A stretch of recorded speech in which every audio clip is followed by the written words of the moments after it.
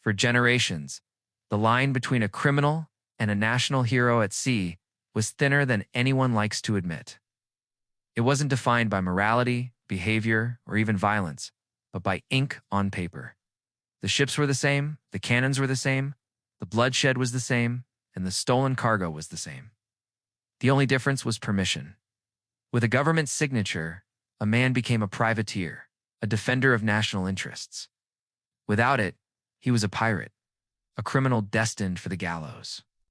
History praises one and condemns the other, while the ocean never noticed the difference. Piracy was not a failure of the system. It was the system efficiently outsourced. The deeper you look, the harder it becomes to deny that governments didn't fight piracy for much of history. They legalized it, financed it, profited from it, and disowned it when the political cost became too high. Few things represent law and order more clearly than subcontracting violence and calling it patriotism. Welcome to American Life Guide, where money, power, and history collide, and nothing is ever as simple as it seems. To understand why piracy became big business, you have to understand the problem early modern empires faced.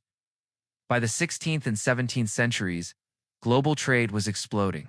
Silver flowed from the Americas, spices crossed oceans from Asia, and sugar, tobacco, and textiles moved in quantities never seen before. The profits were enormous, but so were the risks. Ships took months to travel. Communication lagged behind reality by entire seasons. And no empire, no matter how wealthy, could patrol every sea lane or protect every shipment. Empires were rich, but navies were expensive, required constant funding, and war was frequent. States needed a way to project power cheaply and flexibly, without committing permanent resources everywhere at once. The solution they chose was outsourcing. Governments began issuing letters of marque, official documents that granted private ships the legal right to attack, seize and loot vessels belonging to enemy nations. The violence was identical to piracy. Only authorization made it lawful. Captured ships were taken to admiralty courts. Cargo was declared legitimate prize.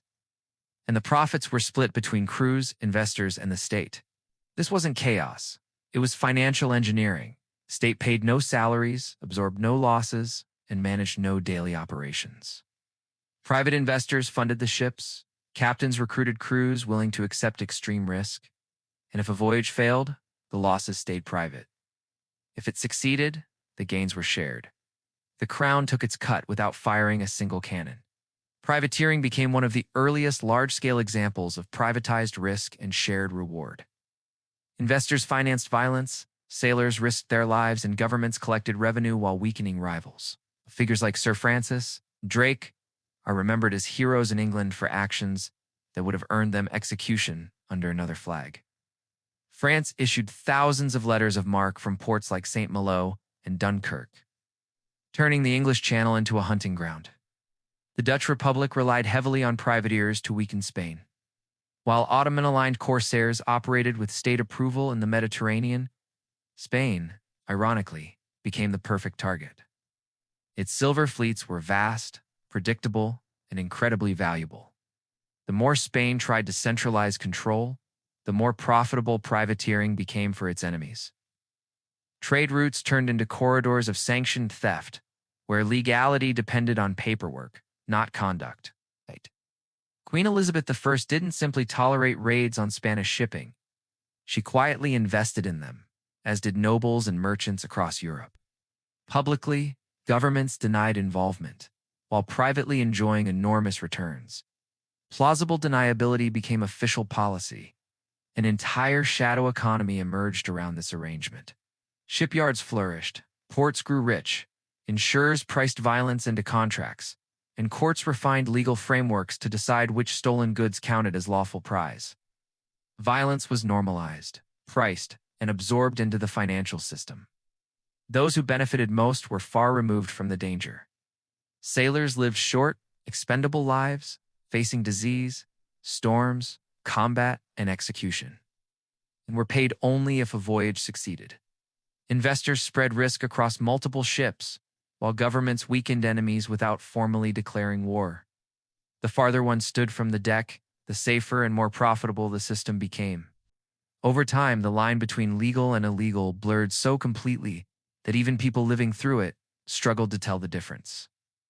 A ship could be lawful one year and criminal the next, depending on treaties signed thousands of miles away. The violence never changed, only permission did. This instability planted an uncomfortable realization among some privaters. They took the risks, did the fighting, and navigated the seas, while the state provided little more than approval that could be revoked at any moment. When wars ended or treaties were signed, yesterday's heroes could become today's criminals. If the work was the same, the danger was the same, and the violence was the same, why share the profits at all? Why hand wealth to distant monarchs who had never set foot on a deck? The state had taught them how the business worked, and some decided to cut out the middleman. Once permission became optional, the system began to collapse in on itself. The very model governments created to outsource violence produced competitors who refused to share profits, obey shifting rules, or recognize borders. These pirates were not ideological rebels. They were rational actors responding to incentives. Many organized themselves with surprising efficiency. Captains were elected. Loot was divided according to agreed rules. Injuries were compensated, and major decisions were voted on. In an age of absolute monarchs and disposable sailors, pirate ships sometimes offered more predictable governance than the nations hunting them. That didn't make them moral, it made them efficient. And efficiency without control is dangerous to power. For governments, this independence was intolerable. Pirates weren't just stealing cargo. They were undermining state authority itself. They ignored treaties, attacked ships regardless of flag, and disrupted trade routes critical to taxation and legitimacy. Worst of all, they proved that organized violence did not require a crown. The response was swift and brutal. Pirates were rebranded as monsters, hunted down, publicly executed, and erased from respectable history. Naval patrols expanded, amnesties were offered and withdrawn. And by the early 18th century, piracy was no longer useful. It was competition. Privateering ended not because it was immoral, but because states had grown strong enough to monopolize violence themselves. The logic, however, never disappeared. It evolved. Modern states still outsource risk. Private military contractors operate where regular armies cannot. Corporations extract resources abroad with state backing and limited accountability. Financial institutions take enormous risks, knowing losses will be absorbed elsewhere if things go wrong. The ships are gone, and the uniforms have changed, but the incentives remain identical. Profit is privatized, while risk is dispersed, delayed, or denied. When strategies succeed, rewards flow upward. When they fail, responsibility dissolves. This is where piracy stops being a story about the past and becomes a mirror. The difference between legality and crime has never been morality. It has always been authorization. Pirates didn't become villains because they were violent, and privateers didn't become heroes because they were lawful. One was controlled and profitable, the other was not. History's most successful criminals didn't break the system. They worked for it. Order is often built on carefully managed disorder. Lawlessness is tolerated until it threatens hierarchy, and morality is usually applied after the balance sheets are settled. The oceans are quieter now and the sails are gone, but the business model survives. Outsource the risk, capture the upside, deny responsibility. When the arrangement stops serving power, declare it illegal and move on. That was true in the age of pirates, and it remains true today.